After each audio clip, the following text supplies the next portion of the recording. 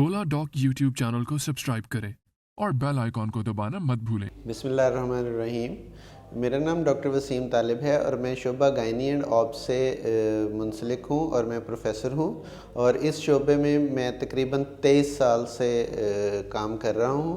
और मैंने FCPS किया था college of physician and surgeons Pakistan से, और मैं प्रैक्टिस करता हूँ कैंट स्पेशलिस्ट क्लिनिक सदर लाहौर कैंट में। आज हम बात करेंगे ख़ानदानी मनसूबाबंदी या फैमिली प्लानिंग पे। पाकिस्तान के टॉप डॉक्टर्स के साथ अपॉइंटमेंट बुक करें, वो भी पेशेंट फीडबैक देखते हुए। लाखों लोगों की तरह पाकिस्तान के सबसे बड़े डॉक्टर नेटवर्क का फायदा उठाएं और आज ही ओला डॉक ऐप डाउनलोड करें। ओला डॉक, डॉक्टर का अपॉइंटमेंट आसानी से। ये एक इंतहाई अहम मौजू है। आजकल के सिनेरियो में या माहौल में ये और भी ज़्यादा अहम है।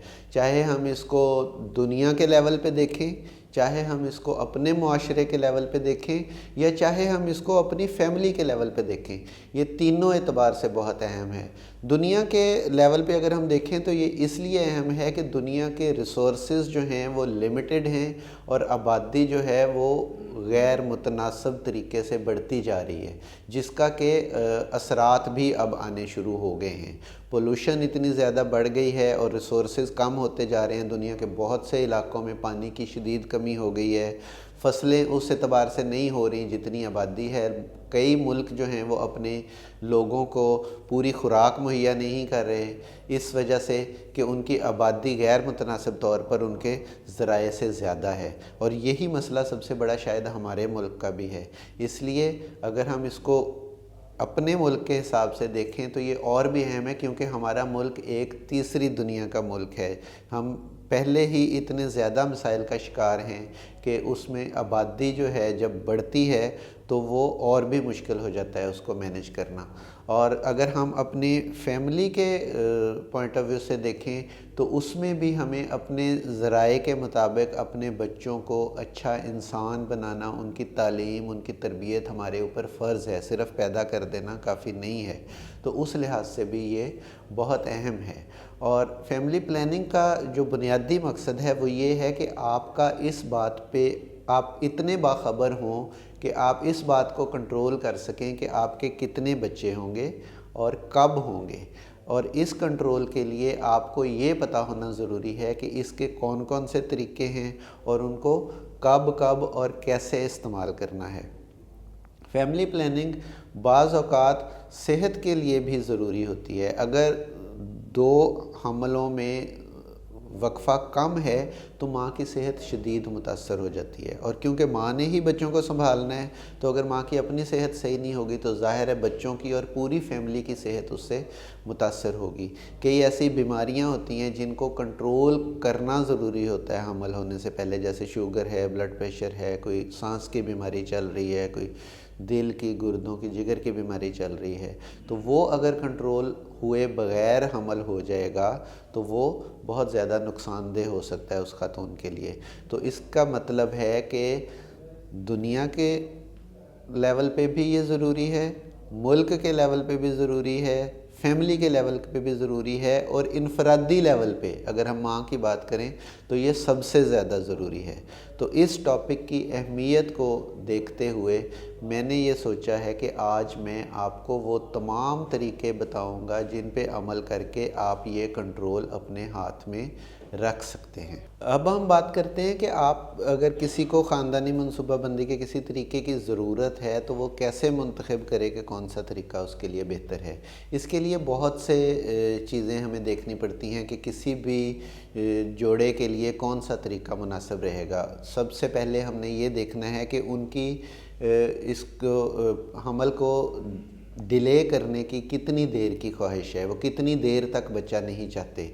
फिर उस खातून की उम्र क्या है, उनके पहले कितने बच्चे हैं, और उनको साथ कोई और बीमारी जैसे शुगर, ब्लड प्रेशर या दिल का मसला या सांस का मसला तो नहीं चल रहा। और फिर उनकी ये ख्वाहिश कि बच्चा ना हो कितनी शदीद है, वो बिल्कुल नहीं चाहते, या अगर हो भी जाए तो कोई बात नहीं लेकिन ना हो तो बेहतर है। अगर इस तरह की सिचुएशन है तो फिर और तरीके काबिल अमल होंगे। और इसके अलावा कि वो मियाँ बीवी इकट्ठे रह रहे हैं या मियाँ جاب کے سلسلے میں کہیں اور ہے اور ویکینڈز پہ آتا ہے یا 2 مہینے بعد آتا ہے، تو یہ ساری باتیں ہم نے مد نظر رکھ کے ان کے لیے کوئی نہ کوئی طریقہ انتخاب کرنا ہوتا ہے۔ اب کون کون سے طریقے ہیں جو ہمارے یہاں اویلیبل ہیں اس فیملی پلاننگ کے لیے؟ اس میں 3-4 طرح کے طریقے ہیں جو اویلیبل ہیں۔ ایک تو وہ ہیں جو مرد کے جرثومے کو عورت کے انڈے تک پہنچنے نہیں دیتے، اس میں رکاوٹ پیدا کرتے ہیں، جس میں مردانہ طریقے ہیں اور زنانہ طریقے ہیں۔ مردانہ طریقے میں سب سے اہم جو ہے وہ کونڈمز ہیں، جو کہ ہر جگہ اویلیبل ہیں، اور یہی ان کی سب سے بڑی خاصیت ہے کہ وہ ہر جگہ اویلیبل ہیں، سستے ہیں، لیکن وہ ان کو ایک تو ہر دفعہ جب ملیں گے استعمال کرنا پڑتا ہے، اور دوسرا ان کو استعمال کرنے میں احتیاط بہت ہے۔ اگر تھوڑی سی بھی بے احتیاطی کی جائے تو حمل ہونے کے چانسز بہت بڑھ جاتے ہیں۔ تو اس کا یہ مطلب ہے، اور ایک ان کا اور بھی فائدہ ہے کہ وہ آپس میں ایک دوسرے سے لگنے والی جنسی بیماریوں سے بھی کسی حد تک بچاتے ہیں، لیکن ان سب فائدوں کے باوجود ان میں فیلئر کے چانسز یا ناکامی کے چانسز زیادہ ہوتے ہیں۔ ایک تو اس لیے کہ ہر دفعہ استعمال کرنا پڑتا ہے، اور دوسرا اس لیے کہ اس میں احتیاط بہت کرنی پڑتی ہے۔ تو ہلکی سی بھی بے احتیاطی جو کہ عام طور پہ ہو جاتی ہے جوڑوں سے، وہ اس پریگننسی ہو سکتی ہے۔ اس لیے یہ ان جوڑوں کے لیے زیادہ موزوں ہیں جو ویکینڈز پہ ملتے ہیں یا 2 مہینے بعد ملتے ہیں، اور جن کے لیے حمل اگر ہو بھی جائے تو اتنے زیادہ مسئلے کی بات نہیں ہے۔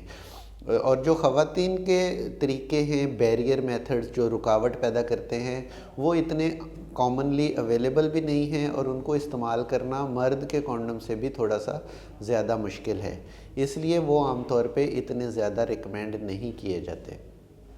دوسرے نمبر پہ جو طریقے ہیں وہ ہیں ہارمونز کے، جو کہ یا کھانے والی دوائیاں ہیں، یا ٹیکے ہیں، یا ایک طرح کا امپلانٹ ہوتا ہے جو ماچس کی تیلی کی طرح کا ہوتا ہے، اور اس کو بازو کے اندرونی حصے پہ اوپر والے بازو میں رکھ دیتے ہیں۔ تو یہ طریقے جو ہیں یہ تھوڑا سا باڈی کے اندر ہارمونز کی تبدیلیوں کو متاثر کرتے ہیں، تو اس وجہ سے ان کو بہت لانگ ٹرم یوز نہیں کیا جا سکتا، لیکن جن جوڑوں میں خواتین میں بلڈ پریشر کا مسئلہ نہ ہو یا کنٹرول میں نہ ہو، اور اسی طرح ہارٹ ڈیزیز ایک خاص حد سے زیادہ ہو، یا بریسٹ کینسر کی ان کی فیملی میں ہسٹری ہو، ان میں یہ طریقے اتنے قابل عمل نہیں ہیں۔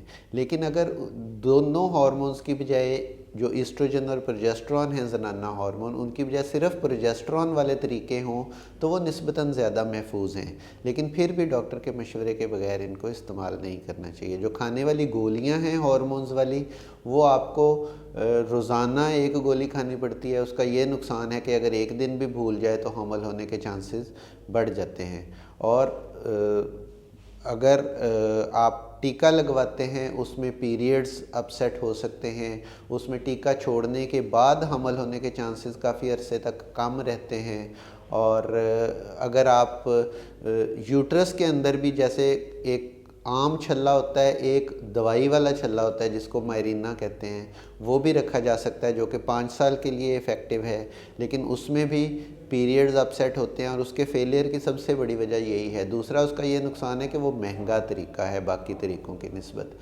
اس کے علاوہ جو ہارمونل میتھڈز ہیں، جیسے ویجائنا کے اندر ایک رنگ ہوتا ہے رکھنے والا، اس میں جو خاتون ہے اس کو تھوڑی سی پریکٹس کی ضرورت ہوتی ہے، اس میں اس طرح گولی کی طرح روزانہ یاد رکھنے والی تو چیز نہیں ہے، لیکن مہینے بعد یا 3 ہفتے کے بعد اس کو نکالنا ہوتا ہے، اور پھر 1 ہفتہ گیپ کے بعد ریپلیس کرنا ہوتا ہے۔ تو یہ چیزیں یاد رکھنی ضروری ہیں، اگر یہ یاد نہ رکھی جائیں تو شدید انفیکشنز اور سائیڈ ایفیکٹس ہو سکتے ہیں، اور بھولنے کی صورت میں اوبویسلی حمل بھی ہو سکتا ہے۔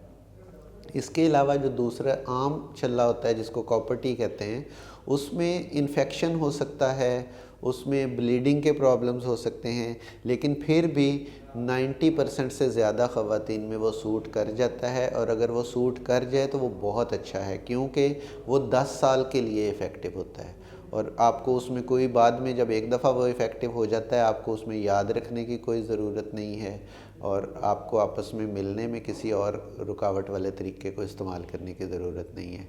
اس کے علاوہ اگر ہم بات کرتے ہیں परमानेंट तरीक़ों की, तो उसमें हम ट्यूबें बंद कर सकते हैं, जो कि पेट में छोटा सा कट लगा के कर सकते हैं, कैमरे के ज़रिए कर सकते हैं, और कुछ मॉडर्न डिवाइसेस हैं जो अभी पाकिस्तान में अवेलेबल नहीं हैं, जो हम बच्चेदानी के थ्रू ट्यूब्स के अंदर रख देते हैं, जिससे कुछ अरसे में ट्यूबें बंद हो जाती हैं। इसके अलावा मर्दाना ट्यूबें जो हैं, जिसको नसबंदी कहते हैं, वो भी बंद की जा सकती हैं, लेकिन उसमें जो है उसके इफ़ेक्टिव होने में थोड़ा सा टाइम ज़्यादा लगता है। जब हम वो प्रोसीजर कर देते हैं, प्रोसीजर वो बहुत सिंपल है, 10 मिनट लगते हैं और उसके बाद आप हर तरह के काम कर सकते हैं, कोई रुकावट नहीं है, ना उसमें कोई मर्दाना ताकत में कोई कमी वाक़ई होती है।